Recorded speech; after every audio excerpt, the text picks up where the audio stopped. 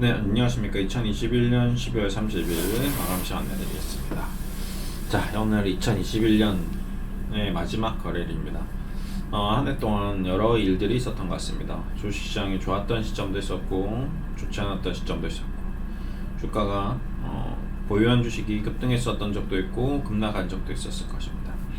네, 그런 수많은 과정들을 잘 기억하시고, 오늘 내일은 어떤 나의 투자 삶의 주식 투자의 어떤 길 위에서 과거를 한번 복귀해보는 시간을 가졌으면 좋겠습니다. 나의 이 거래는 맞았었는지, 나는 왜 그때 매수를 했고 왜 매도를 했으며 나는 왜 그런 매매를 했을까라는 생각을 깊이 한번 해볼 필요가 있을 겁니다. 그리고 두 번째는 현재 보유 중인 주식에 대해서 점검을 해볼 필요가 있습니다. 내가 보유 중인 이 주식은 내가 왜 투자를 하고 있는지에 대한 이유, 그리고 내가 투자를 어떻게 계속 이끌어 나갈지에 대한 어떤 근거들, 향후 전략들, 이런 것들을 점검해 볼 필요가 있을 겁니다. 2022년도 계획도 세울 필요가 있겠죠. 이제 그렇게 다 하시면 이제 세 번째, 마지막으로 자기 어떤 투자 생활에 있어서의 어떤 과거와 미래, 현재의 위치를 정확하게 파악하고 가장 중요한 핵심 사항이 무엇인지에 대해서 한번 곱씹어 볼 필요가 있을 것 같습니다. 본인 스스로에게 다 본인 스타일에 따라서 다 다르겠지만 그럼에도 불구하고 한번 가장 중요한 중점 사항이 무엇인지 한번 점검을 해보고 그 중점 사항에 대해서 잘 지키고 있는지 잘 못 지키고 있는지에 대해서 체크를 하면 좋을 것 같습니다. 저는 개인적으로 가장 중요한 부분은 어떤 투자 회사, 우리가 투자하고 있는 회사에 대한 어떤 이익 구조, 향후 성장성, 그리고 주식 투자의 가장 핵심 사항인 분산 투자, 그리고 현금 투자, 절대 신용 대출 받아서 주식 투자하면 안 된다. 그 다음에 분할 매매, 이런 것들을 반드시 지켜나가고, 주식과 내 마음과 어떤 심리적인 연동 구조, 링크를 다 끊고, 주식은 주식, 나의 삶은 나의 삶. 그래서 주식 투자가 어떻게 되든지 내 삶은 행복한 상태를 유지하는 것이 제일 중요하다 라는 얘기를 드리면서 셀트리온 마무리 시간 안내드리겠습니다. 일단은 오늘 셀트리온의 어떤 의미 깊은 하루인 것 같습니다. 우선 대주주 매도가 개인 대주주, 지금 양도소득세를 내기 위한 대주주 기준이 지분율 1%, 이거는 좀 힘들겠죠. 시가총액이 큰 회사들은 그렇죠. 조그만 회사야 모르겠지만 한 종목당 10억 이상. 이러면 심플해집니다. 제가 계속 얘기하지만 왜 분산 투자를 해야 되는지 바로 양도소득세에서도 판가름이 나는 거죠. 내가 셀트리온만 10억 가지고 있는 거랑 셀트리온 헬스케어, 셀트리온 제약을 3억 가지고 있으면 문제가 안 되거든요. 그렇죠. 그래서 수급적으로 어떤 내가 대주주가 되는 요건에서도 벗어나기 위함이다. 내가 아무리 나중에 한 종목, 예를 셀트리온 10억 넣었는데 20억 되면 20억에서 팔아버리면 양도소득세가 붙을 수 있는데, 셀트리온 헬스케어, 셀트리온 제약을 나눠버리면 그 부분이 해소가 될 수 있는 거예요. 3억이 6억 돼봤자 638. 양도소득세 안 내도 되거든요. 그렇기 때문에 셀트리온을 나눠야 된다 라는 생각을 가지고 있고, 뿐만 아니라 다른 종목도 삼바, HLB, 아니면 삼성전자, 현대차, SK하이닉스, 롯데쇼핑, 제일제당 이런 것들로 다 나눠버리면 종목도 내가 10억 있더라도 1억이 10억 되지 않는 이상은 양도소득세 낼 일이 없는 거죠. 그래서 이제 앞으로 더더욱 우리는 무엇을 해야 된다? 분산 투자를 해야 된다. 양도소득세를 회피하기 위한 목적이기도 합니다. 이 부분이 굉장히 좀 중요해서, 그래서 지금 현재 셀트리온을 그동안 오랜 기간 동안 많이 가지고 있었던 분들이 이제 지겹고 짜증나고 화가 났는데 이제 세금까지 내야 되니까 더 화가 나는 거죠. 그래서 주식에 대한 감정이입이 된 상태로 매도가 나오는 것 같습니다. 제가 방금도 얘기했지만 가장 중요한 핵심 사항인 주식 투자에 감정이 이입이 되면 안 되는데, 이미 많은 셀트리온 기존 주주들은 감정이 이입되고 화가 나서 손절이 나오는 것 같습니다. 지금 이 박인명 기자도 그걸 불지피는 행위를 하고 있는 겁니다. 굉장히 노련하게 고단수로, 이런 것들은 박인명 기자가 본인의 자발적인 아이디어로 나는 셀트리온에서 엄청난 내용을 알고 있어서 이렇게 기사를 쓰는 게 아닙니다. 어떻게 보면 이 박인명 기자라는 기자는 셀트리온에 관련된 기사를 처음 썼을 수도 있어요. 근데 마치 10년씩 투자한 사람들의 마음에서 보는 시각으로 쓰고 있거든요. 그래서 저의 개인적인 생각은 이런 기사들은 어느 정도 소스 제보가 있었다. 이러이러한 내용으로 좀 기사를 좀 써주면 어떻겠냐라는 어떤 추라이가 있었지 않았냐는 게 저의 개인적인 생각입니다. 그게 사실은 아니에요. 항상 제가 늘 얘기 드리는 건 저의 순수한 개인적인 생각입니다. 왜 그러냐면 이제 그 기자님이 뭐 어떻게 될지는 뭐 정말 사실적인 부분은 모르는 거거든요.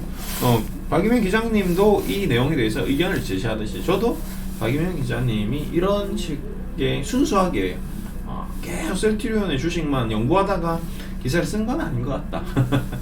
그런 생각인 거죠. 그래서 증권관계업자는 일부 대주주가 재매수를 늦추고 있거나 완전히 떠난 것으로 보인다. 그러니까 완전히 떠난 것으로 보인다. 이거는 이 누군데요? 도대체 일부 증권업계 관계자가 누구냐는 거죠. 완전히 떠났다는 것을 어떻게 알죠? 완전히 떠난 것으로 보인다는 것 자체가 뉘앙스가 완전히 떠났구나. 이제 뭐 투자를 안 하는구나. 이런 뉘앙스가 있는 거죠. 연말 보너스 노리고 진입했던 외국인과 기관들이 뒤통수를 맞았다. 이게 뒤통수를 맞았다고 지금 하루 만에 이렇게 될까요? 겨우 5%의 뒤통수를 맞나요? 우리 주식 투자를 많이 한 사람들이 사고 올라가고 내려가는 게 계속 반복되는데 뒤통수를 맞았다고 증권업계 관계자가 얘기했답니다. 이게 정말 사실인가요? 사실을 근거로 팩트를 지금 우리 구독자에게, 우리 기자들에게, 그 신문 읽는 사람들에게 보여주는 내용인가요? 알 수가 없는 거거든요. 지금 사피엔스라는 책을 읽고 있는데 이 기자에 대한 근원에 대해서도 얘기를 하고 있습니다. 저는 정말 재밌었는데요. 사피엔스라는 책이. 이 기자라는 이 직업 자체가 어떤 우리 인류가 쉽게 말하면 동물로 치면 약간 이제 어떤 전망대 있는 망을 보는 사람일 수 있겠죠. 호랑이가 나타났다, 뭐 사자가 나타났다, 뭐 이런 거를 전달해주는, 위험을 전달해주는 사람, 동물들이 있었다고 하는데, 그런 전달자의 역할이 이제 점점 인간 사회에서는 기자로 바뀌었다고 하더라고요. 기자는 어떤 우리 인간이 살면서 살아가면서 발생할 수 있는 위험 요소들이라든지 우리가 모르는 부분에 대해서 그거를 일반인 시민들에게 전달하는 역할을 하고 있는 거죠. 그래서 굉장히 좀 중요한 역할인데, 그 전달자들이 너무 많아지고 또 그 전달자들이 순수하게 그 전달한 내용만으로 먹고 살면 좋겠지만, 지금 현재 시점에서는 그게 광고로 이어지고 그 광고를 이끌어내기 위해서는 굉장히 자극적인 내용으로 조금 각색이 되기도 합니다. 그렇게 되면서 우리 어떤 구독자라든지 독자들이 약간 오해도 할 수 있는 거죠. 그래서 지금도 내용이 굉장히 자극적이죠. 완전히 떠난 것으로 보인다. 정확하게 표현하면 안 되죠. 완전히라는 표현을 쓰면 안 되는 거죠.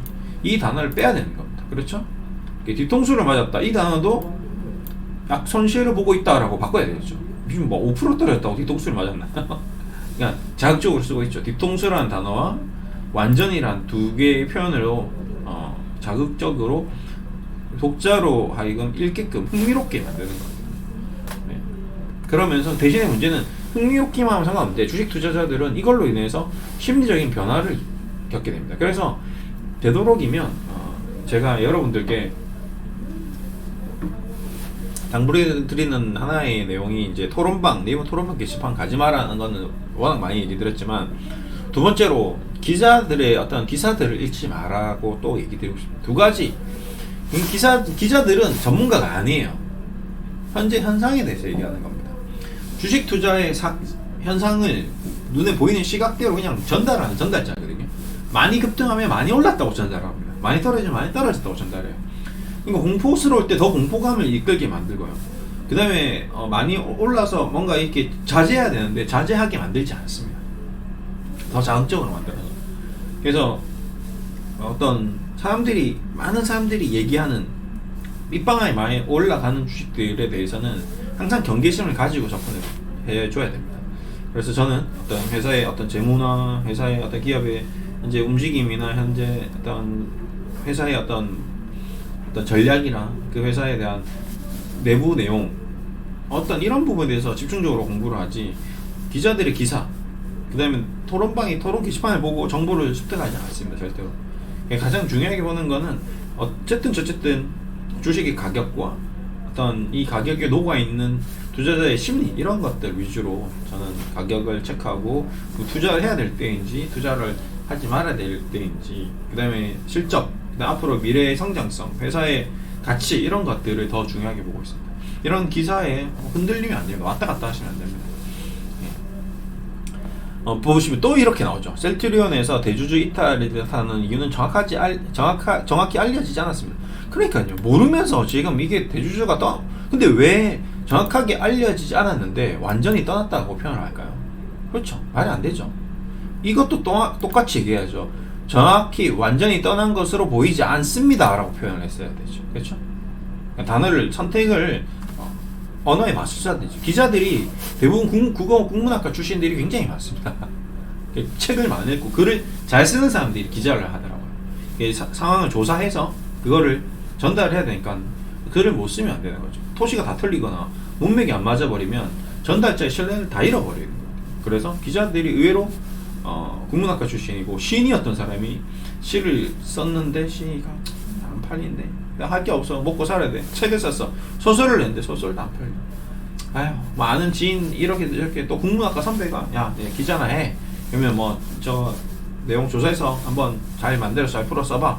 그렇게 국문학과 출신들이 그렇게 많다고 합니다. 그리고 제가 많이 읽었던 주요한 책들이 보면 기자들이 꽤 많고, 그 다음에 책도 보면 위인전 뭐 이런 여러 가지 뭐 셀트리온이즘 책 쓴 사람이 서정진 회장 아니죠. 그죠? 서정진 회장의 얘기를 풀어서 써준 사람이 있습니다. 약자 아니면 뭐 이렇게 전기만 담당으로 쓰는 분들이 있습니다. 그런 분들이 또 기자 출신 분이 되게 많아요. 자극적으로 재밌게 독자들에게 잘 쓰더라고요. 그래서 뭐 외국도 마찬가지입니다. 외국 책도 보면 기자 출신이 쓴 책들이 굉장히 유명한 책들이 많이 있더라고요. 그래서 읽어보면 뭔가 재밌는데 막 쭉쭉 읽어져 나가는 책들 있죠. 기자들이 쓴 책이 꽤 많습니다. 그래서 이제 제가 이 뭐 박용현 기자에 대해서 어떤 문제를 제기하는 게 아니라 전체적으로 이런 현상들이 있더라. 제가 하도 책을 많이 읽고 기사들을 많이 읽다 보니까 이런 현상이 있네. 주식 그런 걸 여러분들도 좀 약간 어떤 경계의 눈빛으로 좀 걸러가면서 읽기를 바라는 마음에서 드리는 겁니다. 이게 무조건 맞다 틀리다 단정적으로 얘기할 수 없습니다. 자, 다원 업계에서는 경영진과 관계의 원인이 될 것이라 추측을 해놓고 있습니다. 공매도와 전쟁을 통해 전훈식을 다지던 관계가 금이 가고 있다는 것이 미치겠다. 네. 금융위원회는 분식회계 혐의 조사. 이제 분식회계까지 얘기 나왔네요. 실적 둔화. 지금 실적이 4분기 실적이 증가되고 있다는 얘기는 안 하네요. 그렇죠? 예. 그렇죠? 실제로 대주주 계좌가 많은 DB금융투자창구에서 과거만큼 활발한 매수세가 나타나지 않았습니다. DB금융투자 넘어가겠습니다. 19일 매수창구에서는 그러면 지금 기자가 DB금융투자에서 이걸 매수를 활발하게 하고 있는지 체크했다는 거거든요. 와, 대단한데요. 그렇죠. 그러니까 너무 디테일하게 이걸 100% 믿으면 안 된다 이런 얘기입니다. 오늘 장도 빠지는데 셀트리온도 빼는데 이런 기사들을 아침에 장 열리자마자 이제 낸 거죠. 그러면 대주주 양도소득세 회피로 인해서 팔아야 되는데 손절매를 계속 유도시키는 거죠. 이런 기사를 내보내면서 매수 창구 보이지 않았습니다. 좀 이것도 DB금융투자 창구에서 사고 파는 것은 정말 아무 의미가 없습니다. 왜 그러냐면 기관 투자자들은요 계좌가 굉장히 많습니다. DB금융투자에서 매수 매도 신호 내보내나 그 다음에 뭐 미래세스를 하나 뭐 계좌 이관하는 거 그냥 정말 쉽습니다. 그냥 1,000원 2,000원만 주면 증권사 계좌 이관하는 거는 일도 아니에요. DB금융에서 매수해서 전부 미래세스로 계좌 이관해서 매도해도 됩니다. 이걸로 대주주가 여기서만 거래한다 이런 것도 굉장히 개인 투자자들이 현혹하기 위한 어떤 내용 중에 하나다라고 저 보입니다. 경영진을 상대로 집회를 벌이고 있습니다. 주가 급락하고 있는데 회사 측이 주가 부양이 나지 않는다는 겁니다. 지금 이것도 주가 부양을 위해서 주식 배당도 주고 황금 배당도 주고 다 했잖아요. 않는다는 것입니다. 그러니까 이거는 지금 참 전체적으로 자극적인 내용들만 했고, 그래서 마지막에 뭐냐면 여의도 증권가 소개가 불개미 구조대는 매주 토요일 연기됩니다. 이게 불개미 구조대라는 내용인가요? 어쨌든 박이명의 불개미 구조대랍니다. 그 불개미 여러분들을 구조한다고 하는데 내용은 구조하는 내용이 아닌데요. 전장하세요라고 보시는 내용인 것 같습니다. 어쨌든 많은 분들이 오늘 저는 좀 굉장히 좀 중요한 날이라고 보고 있습니다. 오늘 많이 매도가 나오면 다음 주 월요일 날, 다음 주 개장일 날, 월요일 맞나요? 월요일 맞겠죠? 개장일 날 또 매수세가 좀 들어올 가능성도 있고, 여기서 갭 상승시켜 버리면 또 똥줄 타는 개인들이 많이 생길 수 있을 겁니다. 그래서 이제 갑자기 월요일부터 이제 연휴에 계약 공시 하나 내고 급등시켜서 한 4~5% 띄워서 출발시켜 버리면 이제 기관들이나 외국인들이 잡아놓은 상태로 그냥 쭉 나갈 수도 있습니다. 그렇게 되길 기대해 보겠습니다. 항상 긍정적인 내용을 여러분들께 얘기 드리면서 비록 주식 투자로 심리적으로 많이 고충을 겪고 있는 분들도 있겠지만 결국에는 우리의 인생의 가장 중요한 부분은 셀티리온의 주식 투자가 아니라 우리 삶이다. 우리 본질의 삶이다. 본연의 삶. 그 연휴 동안 정말 금토일 다른 거 다 제쳐두시고 2022년은 내가 어떻게 하면 행복하게 살지에 대해서 고민해보는 시간을 가져보는 것도 좋을 것 같습니다. 그 중에 주식이 허들이 되면 안 됩니다. 장애물이 되면 안 됩니다. 그냥 주식이라는 것은 그냥 늘 함께 가는 어떤 옆에 있는 어떤 책상과 같은, 책과 같은, 집에 있는 주방 도구와 같은, 칼과 같은 하나의 도구이지 내 삶을 끌고 나가는 어떤 코어, 핵심은 절대 아닙니다. 그 핵심과 코어는 여러분의 마음, 여러분의 행복, 여러분의 삶에 진짜 해야 될 일, 이런 것에 있다는 것을 꼭 기억하시고 올해 마무리 잘 하셨으면 좋겠습니다. 감사합니다.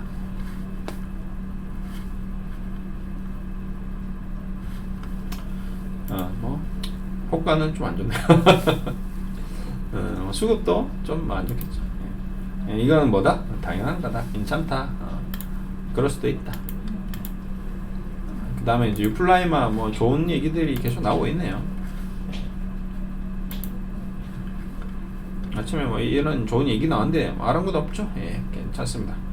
올렸던 힘도 있고 내리는 힘도 있고 어떤 이 외국인 기관 투자자들의 어떤 의지가 이렇게 한번 올릴 때는 올려줄 수 있는 힘이 있다는 걸 보여줬고 내릴 때는 또 내릴 수 있는 힘이 있다는 걸 계속 보여주고 있기 때문에 우리는 그냥 지켜보면 됩니다. 이렇게 마무리해드리겠습니다. 감사합니다.